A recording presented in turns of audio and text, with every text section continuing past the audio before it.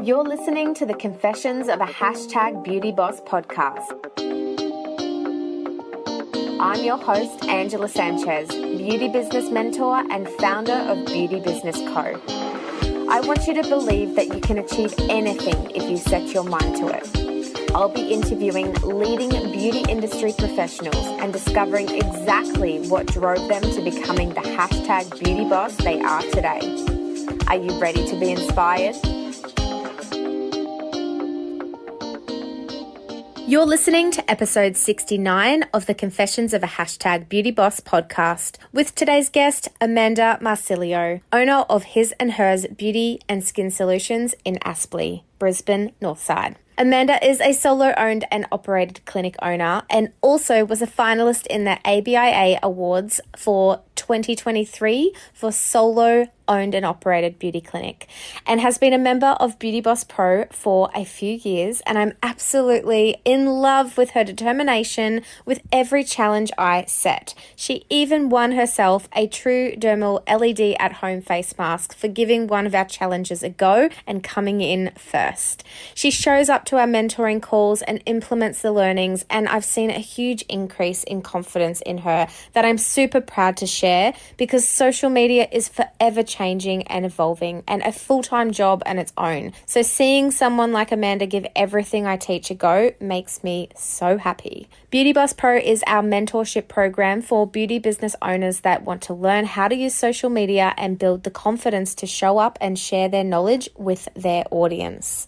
I would love to have you join us. Just DM me on Instagram at beautybusinessco_ with the word Beauty Boss Pro, and I will give you a backdoor entry to come and join us. Okay, let's get into this week's episode.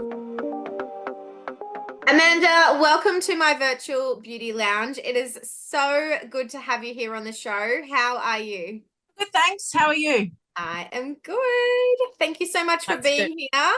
Yay, it's been a long time coming. You have been a part of my world and me with you for many, many years now. We have just kind of had a little pre-discussion of like where we first originally met, and it went back to my business consulting days when you're working in a clinic, and that's just like so exciting because it just reminds me of that like how small our industry is for starters, but like you just never know where you're going to meet someone in the future. You've been a Beauty Boss Pro member, working on your growth in social media for quite a few years now under my mentorship, which is really like so profound in the way in which you are showing up on your socials now. I can really see some exponential growth that's been happening, not only to the things that you're doing, but your confidence too, which is so, so cool.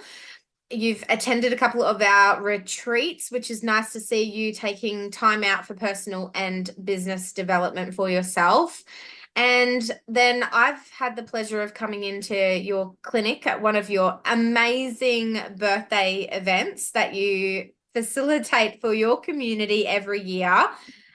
It was so nice to be a part of that. And just, I love hanging with you. I think you're such an incredible woman, and I love having you a part of our community, and you bring so much value to the other business owners too. So I always like to start the show with asking what your definition of a hashtag beauty boss is. Yes. So hashtag beauty boss. For me, it is, a woman who is strong, independent, very determined to run her own business, whether it's, on her own or with staff. Yeah, that's kind of that's how I look at people like that. I just think they're so confident and just amazing women who can do that. So true. And I love like everything you said. I see within you that independent, determined woman.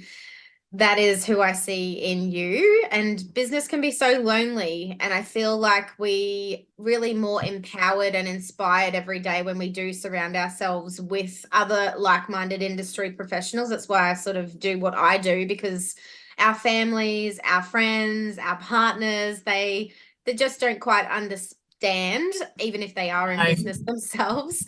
We're a different category, us beauty bosses, and it's really, really nice to see that you are leaning into the support as well. And beauty business owners around Australia, it's so nice like to connect with them and see that we are all, you know, no matter what stage or phase or business model setup we have, we're all on this path of, you know, our own definition of what success looks like. And I'm a big believer in building that whole life by design and whatever that looks like for you, and your beauty business being that vehicle and driver for that. So it's so good to have you here. Let's find out where it all began for you. What drove you to get into the beauty industry? So it's quite a funny story. My mum took me for an underarm wax at our local salon in Tully in North Queensland.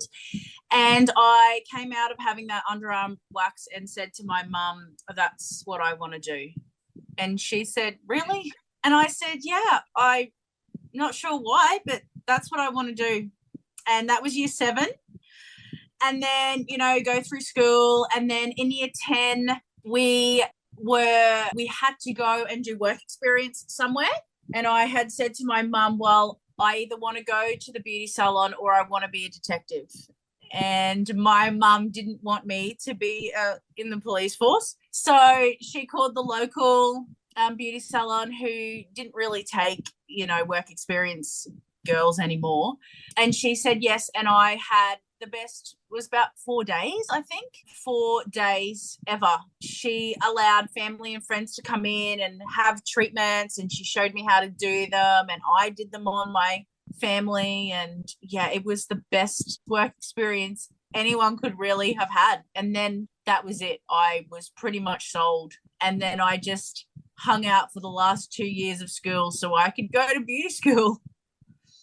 Yeah. I love that. We are so similar in that I went to a beauty college for my work experience, and I thought I was going to be a fashion designer. So that wasn't Sass and Bide. It was a beauty college, and I was like, what? I hadn't even had my eyebrows done. So that was like, I got my first eyebrow wax. I had a facial. Then I had my nails done after. And then we were like learning about the anatomy of the body. And this was all in 1 week off school. And I was like, I am so sold. Yeah. Yeah. Oh, that is so nice. I'm definitely not the girly girl. I am, you know, I go fishing with my dad and I'm on the farm, but somehow I just really love this industry. Yeah. Well, that is so cool. Well, there's certainly detective work when it comes to our industry as well. So you've got the passion of that detective in finding out what that real concern of the skin is doing inside. And oh, that is cool. And so then you went to college, you were up north and then moved to Queensland? Yeah, so then we moved, my sister and I moved to Brisbane, and I worked in a couple of 2 different salons, and then I really settled into one in Lutwyche and worked under that business for I think around 7 years. And the first business owner of that salon really taught me the behind the scenes things, of how to run a business. I always knew that I wanted my own business. I just didn't know when, how, or things like how it was going to happen. And she really showed me the ins and outs. And and then I thought, okay, I bought a house, and then maybe I think it was a year after I bought the house, I started setting up the salon downstairs. The house was really perfect for the business, so it was a given. And and I've now, the business turns 9 this year in July. Yeah. Wow. Congratulations. That is so epic. What an epic story as well. And just knowing that you have like gone into having a mortgage for starters, and then knowing, all right, well, if I'm in this industry and want to create something on my own, then how can I, create this with how I want to live too. I've seen your property, and it is a really perfect, like, home-based beauty clinic. It's professional. It's got amazing street signage. Like, it's really not quite hidden away back in the suburbs or anything like that. You're pretty lucky. And just the whole access to everything. It's completely separate. And yeah, you facilitate like incredible events at your business as well. So you should be so proud of the way in which you've set that model up. And you obviously have continued to love that style. You like the one-on-one with your clients and having that like personalization for everybody. Yeah, I do. I like stuff for me pops up every now and then, but I'm not sure why I haven't taken the plunge. I just haven't taken the plunge. But I do really I have really in the last 2 or 3 years tried to gain a lot of work and life balance. It just wasn't really a thing for me. And now, yeah, I look at life and I look at my business very different. So it kind of works for me. Yeah. Yeah. I really love that you touched on that point because I think it is very easy when we go into our business and have it solo owned. It can be a part of our homes or not for a lot of people, but again, like so similar in that aspect with you that it can be the be all and end all because it's so easy to take an after hours appointment. It's so easy to start early. It's so easy to run through your lunch break. Yeah. I was, breastfeeding a child in between clients and then in between nap times. And it works so well for us because we're like, well, this is amazing. I've created a business around my lifestyle. But then when you become that bottleneck of our business as well, it is really easy to step into a bit of that overdrive, not so much burnout, but like the overdrive of, oh, hang on, I actually don't really do too much other than my normal things for Yes. me. Yes. Yeah. It was someone who said to me, so I put in rules for myself when I first opened the business. So I've got 2 phones because I have a mobile for the business, 2 phones. I used to leave it downstairs once I was done. I bring it upstairs now. But after a certain time, I won't message people back.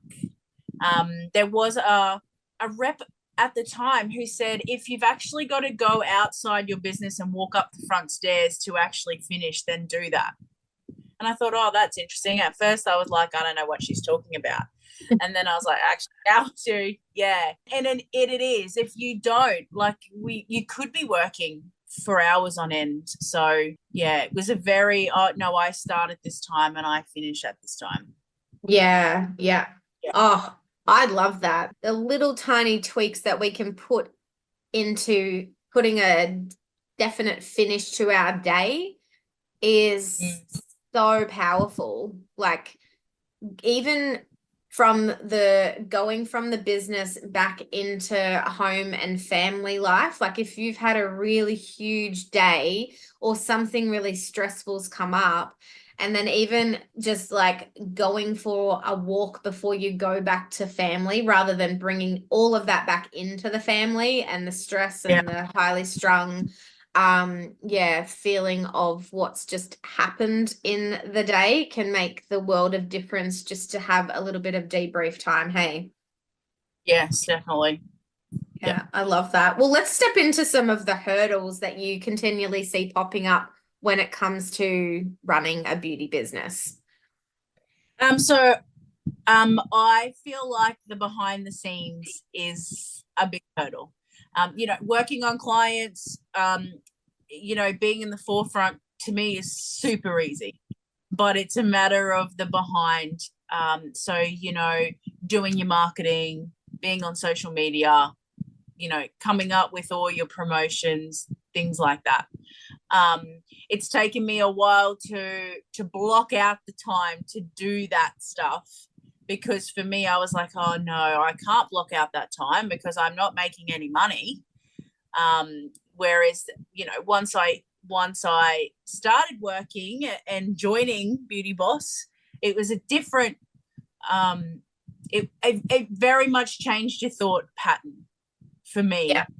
Yeah. And I actually now block out Wednesdays to do all that stuff because I just was not getting anything done. Yeah. I think in our minds, we're like, oh, yeah, I've got like a 15-minute break here or this half an hour in between this client. And, oh, yeah, I could probably do that social media post then. But then it does just get on top of you, or you don't feel as, I don't know, joyful when it comes to your marketing. Like I have so much fun doing my marketing, and I can see that it can be so fun for a beauty business owner. And then that's actually going to come through in your messaging and what the viewer sees if you've carved out that time that just bang, bang, bang works in like a batch recording way where you've smashed out from the beginning. You're feeling a bit like, oh God, I've got to do this today. All right, let's go. Yeah. That middle to the end where you're like, yes, oh my gosh, I feel like I've gotten like 15 videos to go through the full month, and I know what I'm going to be promoting in my business. And now all I have to do is maybe spend some time editing and putting them together. And that can be for the next Wednesday. You know, it doesn't all have to happen in that one day, but it does Yeah. make a difference when you carve out that time. So I'm glad that Yeah. you're doing that. And I am also really appreciative that you're carving out the time for like showing up to our calls, because they're so motivating, not only for you being and hearing me, but hearing other beauty business owners and what they're doing, what's working for them Yeah. and what not. And you always bring so much value to the table in those calls as well. So Yeah. yeah, I'm Yeah, they're glad that you're great. seeing a difference. So that behind the scenes side is, and I think it's just it's constant, right? Like there's a Yeah. bit of outsourcing that I believe that we can still do from like an automation side, and someone maybe Yeah. doing some things for you. That could be like an area that you'd like to, like, we don't have to, as solopreneurs, we don't have to grow our team as doing more treatments, but I'm a big believer in having a virtual team that's actually supporting you from all sorts, administration, email marketing, social media to an extent, whether you've got people creating kind of like Canva templates and things like that for you as well. Yeah. But once you know that plan, then it's so much easier to like have people help you implement it, right? Yes. Yeah. Yeah. Was there any Definitely. other hurdles that you find? No, that's probably the biggest one now Yeah. for me. Long. Yeah. Yeah. Yeah. I know. And it's getting faster and faster. So the whole digital Yeah. marketing side, it's changed a lot. So yeah, I'm always thinking, how can we save our beauty business owners time, or how can we save them overwhelm in the way in which they think they need to be showing up? Because then once I feel like that plan is in place, you can set and forget and not be like, oh, I've got to be doing this. I've got to be doing like that salon. That salon's doing this. I better be doing and showing up with funny reels and showing my face Yeah. more and da da da da da. But it's sort of like, well, what's going to work for you in your business? How do you want to show up? Let's create the plan for that and let's start executing, right? Whatever else happens in the social media hamster wheel, that's fine. That can stay on that hamster wheel. You've got your plan, and staying on your own path with that is very important. So I feel like also when it comes to, your social media posts, yeah, don't get me wrong. I look at other businesses and think, oh, I should do that. Oh, yeah, I could do that. But I feel like you've got to try different things to know what your followers like to see. Like if I put a picture up of myself, that's what gets, potentially the most interaction. oh, Whether I'm really? with, yeah. So, me holding the product or not just showing the product. Yeah. And it's like, damn it. I've got to get in this, or I've got to, yeah. So, different things. I've been doing those reels of get ready, come get ready with me on a Saturday. Some of them have gotten more views than I would have thought, thinking, oh, I don't know if anyone will really like this. And then, yeah. So I'm like, oh, okay. Yeah. I love that. Every listener, it's taken a little while for Amanda to really realize that this whole face to the camera work is what's going to make a difference to the engagement. Because, yeah, we do think like, who really cares about what we look like when we're going to a birthday party or a special event? And like, why would they want to watch me setting up my treatment room? But it's Yeah. I don't know what it is with the human mind right now, with the consumer behavior of digital social content. It's like that's the stuff that hooks them in, so that when you do have something to say about a product, or, just specifically business orientated, it's going to show up for them more and then convert into, the sales, which is the end game after all. But we've got to do that kind of juicier stuff that does take a little bit more time, setting up your tripod and doing a time lapse of you setting up for your day. You've got to be in the right mindset for that too. So, well, I'm Yes. proud of you, because you have just been continually chipping away at it. And I love the fact that when you are trying something new, you'll kind of send me a DM a lot of the times and be like, what do you think of this? Or what do you reckon about this? So that's what I'm here for. And I've seen an incredible amount of just progress over perfection for you, which is amazing. Yeah, good. Great, thanks. Now, what are your top 2 important tips for the aspired beauty boss listener to learn from when starting their own business? Don't jump straight into owning a business. I thought that I was ready right out of college. I remember saying to my parents, I want my own business. And my dad said, oh, no, you need to calm down and work first. And I said, no, I can do it. And looking back now, there is no way I would have been able to do it. I don't think.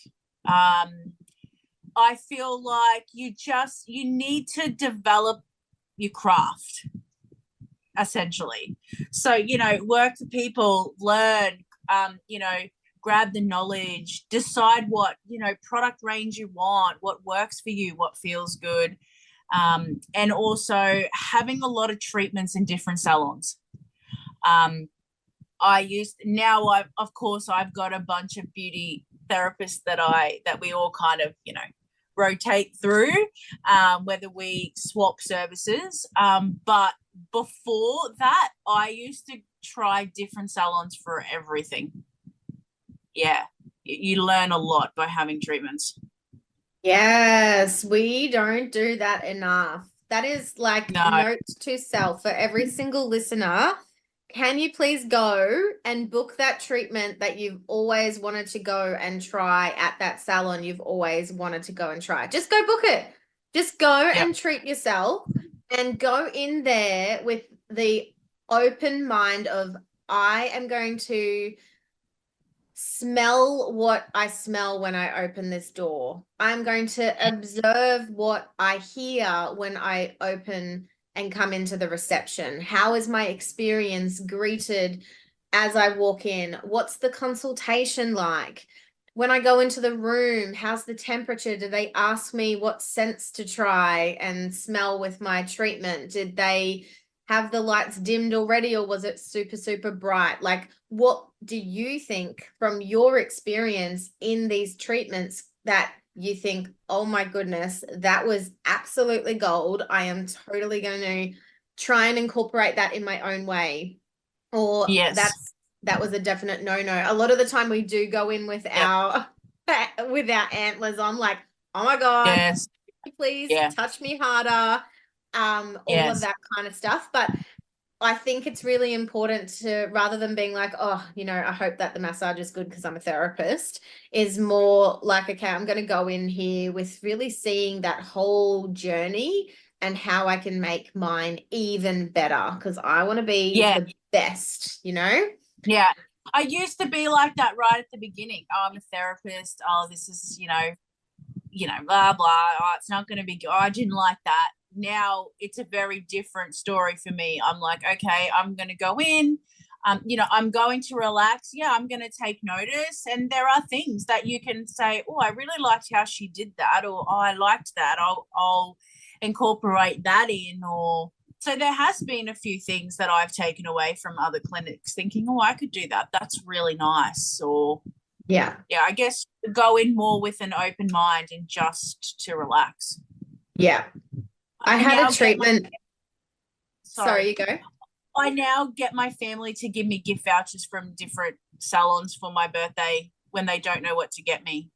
Yeah. That is so good. Right. Yeah, sorry, you go. No, Your turn. this is your interview. I Oh, was just going to share. I had a treatment the other day and I got off the airplane and my whole body was aching. And I was like, mhm. oh my God, I really need a massage. It's just so rare that I even say that, but I was like, I have to go and have someone like melt me. That was how bad Yeah, I felt. My arms were like pins and needles on the aeroplane. So circulation, oh my goodness, that's so not good. very good right now. So Yeah, I knew that I had to do something. So I went in and I was like, okay, I really want like all the work done. So I booked like 90 minutes. I added cupping and reflexology. So it was going to be like a good 2 hours. And, I did say some questions. I was like, oh, but how long is the reflexology? Because I don't want that taken away from my 60 minutes because of I really want the time on my back and things like that. But what I didn't say was, oh, does that go through the scalp? Because, I love that whole ending, from a personal touch, right? And so I didn't ask the question. And then, so I'm in this place for 2 hours and they had not touched my, from the front, the shoulders going through to the scalp. I don't think my yeah, scalp was touched at all. And yeah, it was a good, but I came out going, I'm unfinished. I have parts yeah, of my body that have been not touched, right? And yeah, so, obviously, from me, I've learned from that because I know the more that I explain about what I do want, if we don't ask, we don't receive. And yeah. then from a therapist perspective, it's like, oh gosh, if they just asked me a few questions before I went into the room, I probably would have started identifying the things that were really of interest for this treatment. So sometimes I think for therapists, they can be scared to ask what we actually want as well. I feel like as well that was kind of my point of going and having different treatments. So I'm very fussy when it comes to massage. I can relax in every other treatment, but massage I'm very picky. Um, I can tell if it's going to be a good massage from the when you put your hands on my body. Um, so the little things of I hot towel the feet before I start and at the end. I hot towel the back as well after I've massaged it. Making sure the feet are covered up, their shoulders are covered up, that yes, they do get the head massage, all those little things you don't learn them at college. You don't.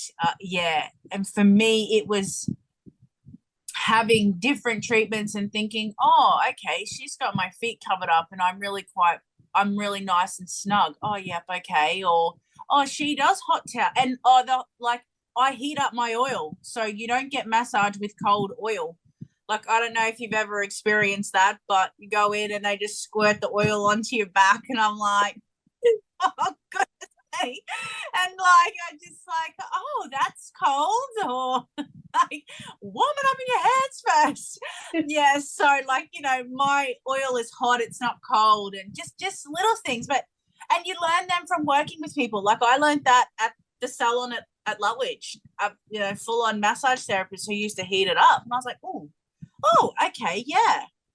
Yeah. So So yeah, yeah. definitely going back to that, the more experience you have to before you start a beauty business was the original question, but just Yes. in business in general to better ourselves, we have to be going and trying and experiencing as well. Just because we have all the products and can do our own thing to save us money, I guess we could say, with having great Yeah. skin. Thank goodness we're in the industry that we're in because we're all looking Yeah. younger, but go and get some other hands on you because it makes the world of difference to how you show up for your client every single day as well.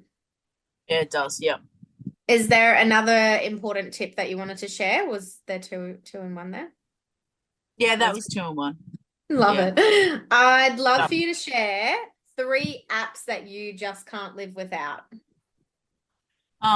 So Facebook, I feel like business wise, Facebook for me gets a lot more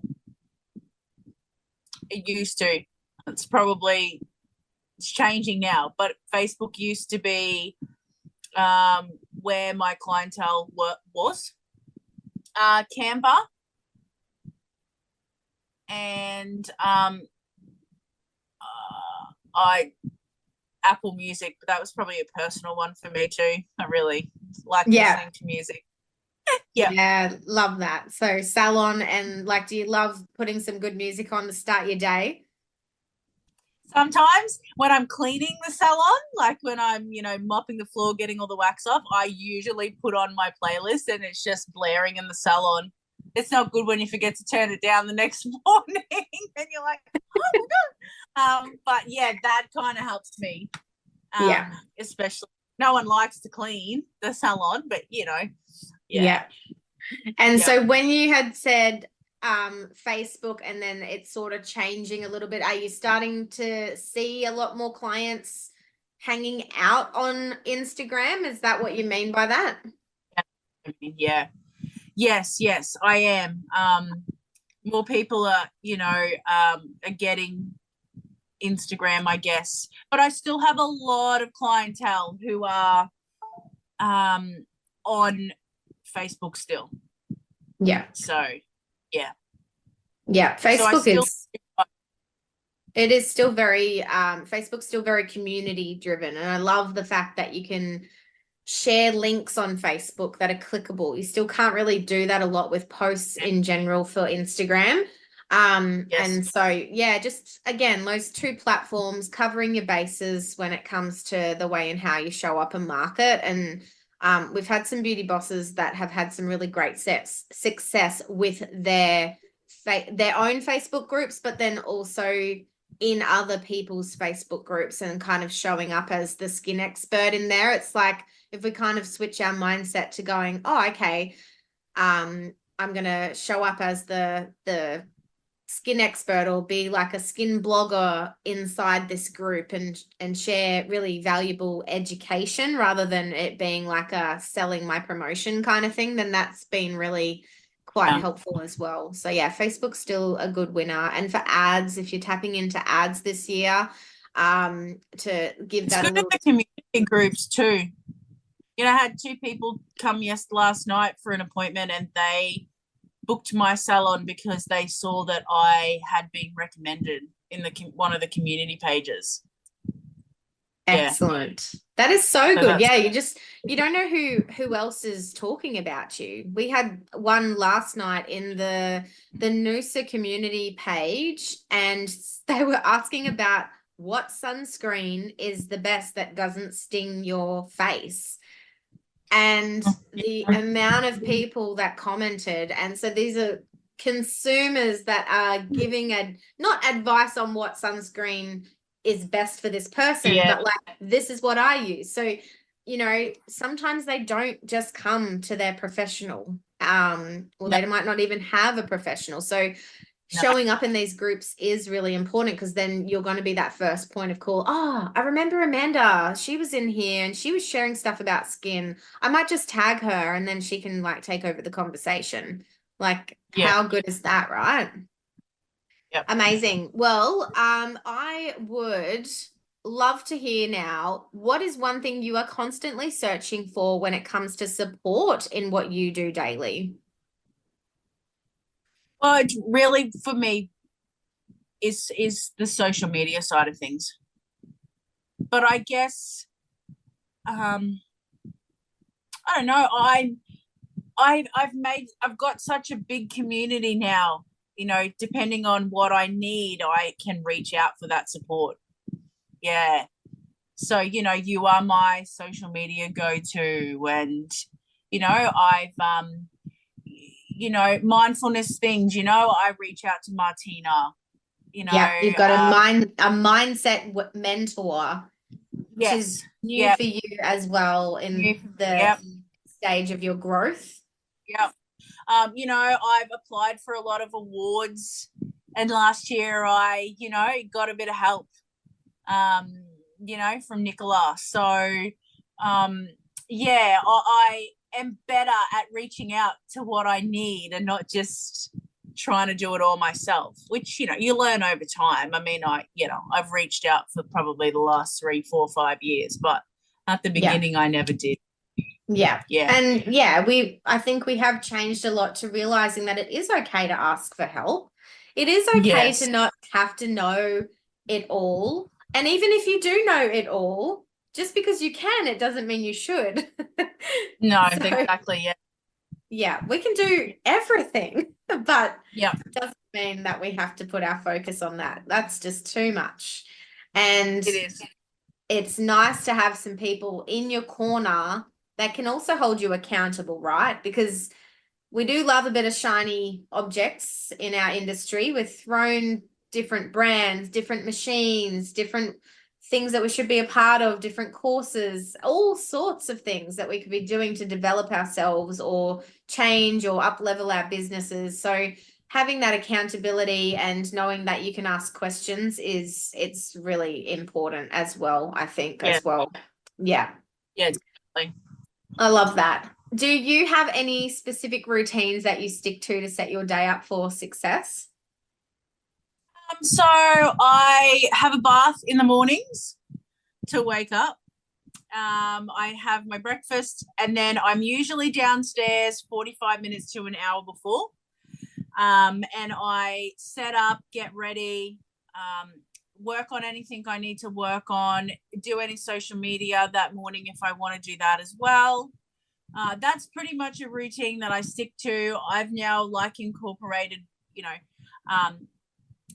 meditating a little bit as well, sitting out in the sun while I'm either doing that or reading the book that I'm reading at the moment.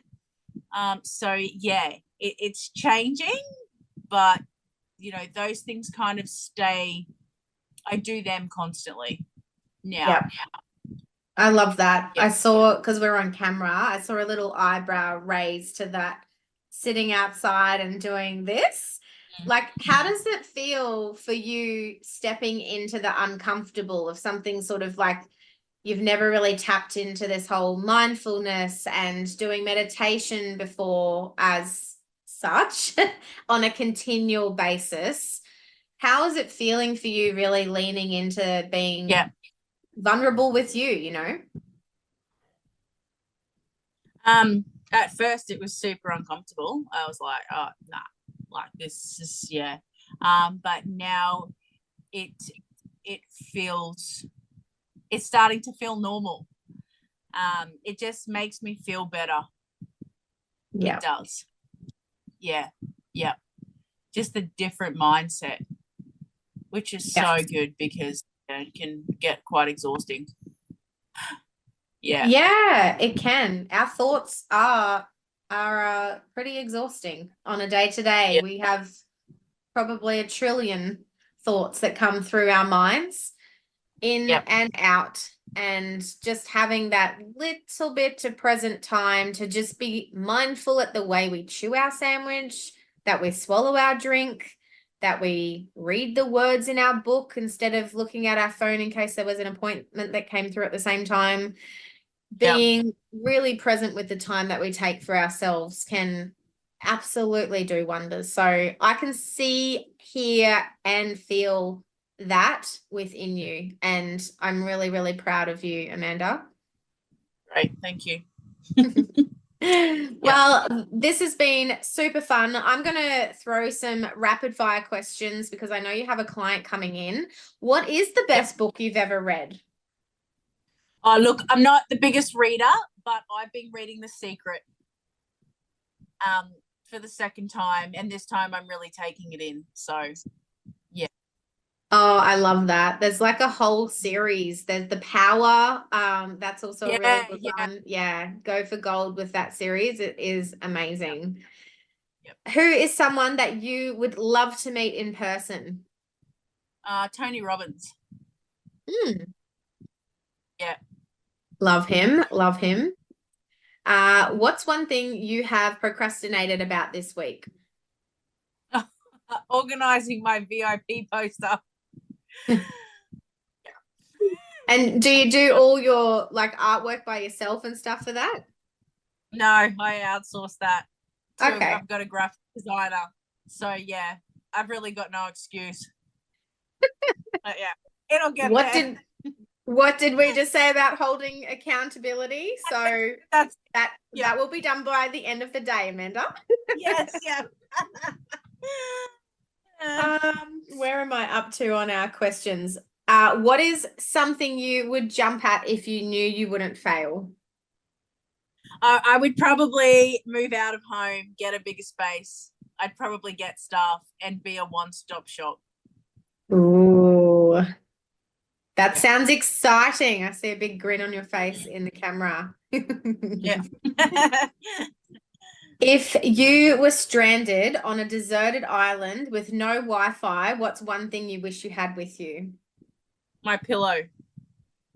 Oh, Yeah. Is that an odd answer? I'm not sure. no, I kind of want to know what pillow you have because a pillow is everything.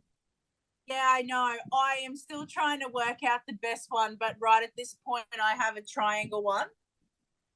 And it's doing the job for now, but yes, you should see how many pillows I have in my house.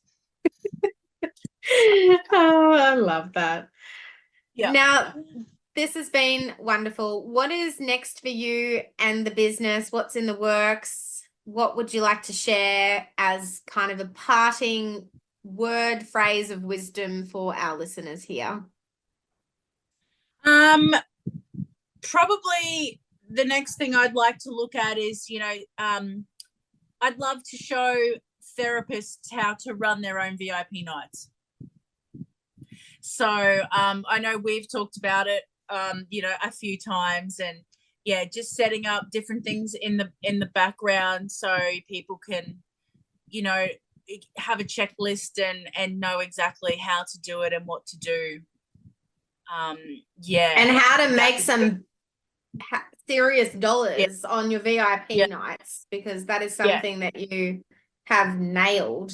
And I am excited for you about that because VIP nights can really be make or break. We've had conversations with beauty business owners that come and say that was a complete waste of time and a huge amount of loss for our business. So if you have 9 years of experience in incredible, profitable VIP events, I'm sure that there would be a lot of beauty business owners in our community who would want to hear some tips and tricks from you and how to, make them really, really exciting and fun, and bringing community together is what it's all about, which can then turn that value into amazingness. Yeah, definitely. There's a lot of money to be made at a VIP night. If you have set it up properly and you can execute it well, then yeah, definitely. Yeah. Amazing. Yeah. Great. And where can our followers go and find you on social media? I'm on Instagram and Facebook.